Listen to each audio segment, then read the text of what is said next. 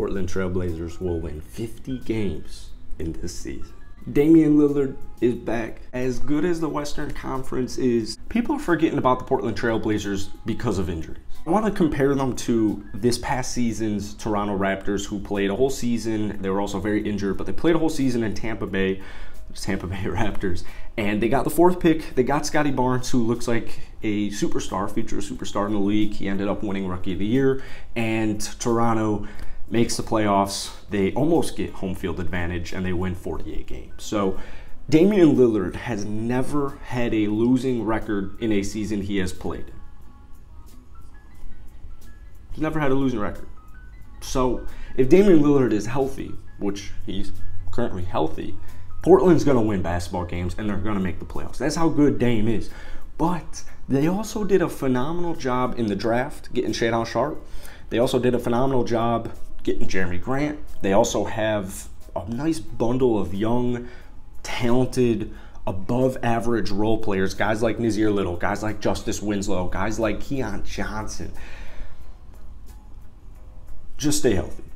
That is really what it boils down to. Just stay healthy. Now, this team was statistically the worst defense in the NBA last year. But like I said, I don't even really want to look at last season when talking about the Portland Trailblazers because of injuries, and they tanked it. You know, they tanked it, as they should have tanked it. Guys like Gary Payton II, guys like Jerami Grant, they are going to help take you to that next level from, all right, yeah, maybe this team isn't necessarily right now at this current point before the regular season starts. Maybe they're not quite a NBA final competitor. Like, people aren't saying, yeah, my guess is that Portland will make the NBA Finals. There's probably not too much going around saying they're going to go that far. But they could go that far. They're going to need a couple of different things to happen, but the season hasn't even started. Trades could happen. Other teams' injuries could also happen. Ascensions could happen. Anthony Simons, Damian Lillard, they're getting so much press right now for being a bad backcourt, worst defensive backcourt in the NBA. Well, that's why you have guys like Josh Hart. That's why you went out and got guys like Gary Payton II.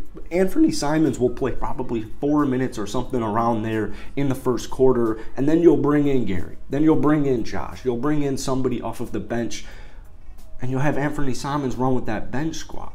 But even guys like Trendon Watford, guys like Greg Brown III, Drew Eubanks, they're going to have nice impacts on this team. The way I see it is this: Portland just has good basketball players, and you have your star talent in Damian Lillard, but you have all these jack of all trades. You've got all these guys in your back pocket. Josh Hart last season, 15, 7, and 4. He was balling out. He was balling out for Portland. Gary Payton II, his statistics are not going to blow your mind, but if you watched any of the Golden State Warriors at any point last season, but more specifically in the playoffs, Gary Payton II was a huge piece to the Golden State Warriors' success in winning the NBA Finals. They were very upset. Warriors fans are still very upset that they were not able to retain Gary because that's how good he is. So they have depth. They have sneaky depth. Guys like Justice Winslow, they are just kind of forgotten about. I'm a big Duke guy. I'm a huge bandwagon Duke basketball fan, so I know exactly who Justice Winslow is, and he can play. And I think he's finally found a home that he's going to get solid role time. He's going to play. Justice Winslow is a guy where if somebody in the starting line were to go down, I feel comfortable with him coming in and starting for however long he needs to start. Jerami Grant, 20-point-per-game scorer. I think Jerami is finally in a role where he is best suited for, where he's not your first option in Damian Lillard, he's not your second option in Anthony Simons, but having him as your 3rd/4th option, he could be, some nights he'll drop 30. Some nights he'll be your top scorer. Maybe not with Dame out there, but sometimes he'll be your second highest scorer. Sometimes he'll be your 3rd. Sometimes he'll be your 4th. He's just a quality, solid, two-way player in the NBA who he's just kind of been overlooked the last couple of seasons because Detroit is more in rebuild mode, right? Retool mode is kind of now what they're in. But Jerami Grant the last 2 seasons is very similar to like Christian Wood. Like, these are very talented basketball players that just are kind of overlooked because people think, oh, bad stats or good stats, bad team. All right? No, Jeremy Grant got paid by Detroit for a reason. When he left Denver, when Denver lost him, that's a big blow. That's a big blow. He's a hard, tough, replaceable guy. Jusuf Nurkic, just stay healthy. That is it. If I had to find one way to nitpick the Portland Trail Blazers, it would be the size. All right, I like Nurkic. I think getting Sara was huge. He's a 7-footer out of France, played with OKC last season. I think he will have a sneaky impact on Portland this upcoming season. Drew Eubanks, I know Portland fans don't feel too great about it. 8 points, 5 rebounds for him last season when he played. I'm kind of indifferent with Drew. I don't think that he's going to need to do anything crazy, so I don't really have any concerns or any...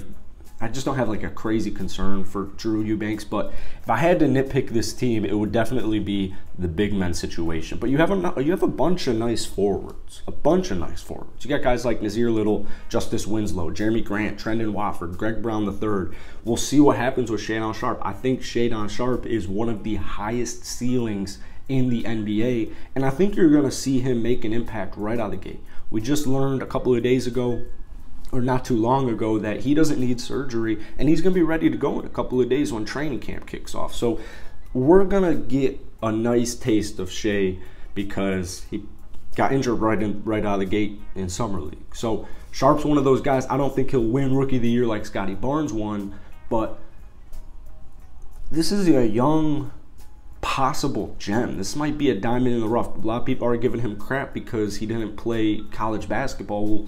You know, the list goes down and down and down and down on NBA stars, NBA Hall of Famers, several-time All-Stars, award winners, all NBA players that didn't play in college. So I think Sharpe's going to be an absolute stud for him. Now, some of the things that you might need for this team to take that next leap is probably going to start with Anthony Simons. And we got a nice taste of that last season when Damian Lillard was out. 17-4-4 for Anthony Simons. If he can take that next jump into all-stardom, 20 points, 5 rebounds, 5 assists, I'll take that. Nassir Little is a really solid 3-and-D basketball player. We'll see who gets the starts. I would imagine that Portland's probably going to get a little creative. You could start Josh Hart. You could start Nassir Little. I'm more of a fan. I mean, you could start a lot more players too, but I'm more of a fan of starting Nassir Little for matchups. I think he is not a more reliable defender, but I like the idea of Josh Hart being your Swiss Army knife off of the bench, getting anywhere from 25 to 30 minutes a night.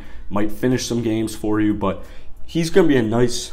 He just literally does everything. Josh Hart literally does everything. So I know it's a little bit of a hot take, and the NBA season has yet to start, but I can't count out a healthy Damian Lillard. Like I said, he's never, on a team he's played in, most of their games, they've never been below 500. So if we know this will be a above 500 basketball team, I think that they're going to run and roll all regular season. We'll see what happens come playoff time. We'll see what happens. We'll see if they make any trades. We'll see how the rest of the league's looking. We'll see if anybody ascends. Let me know what you guys think about the Portland Trail Blazers down below, though. Hit that like button, hit that subscribe button for daily NBA content. I'll see you guys later.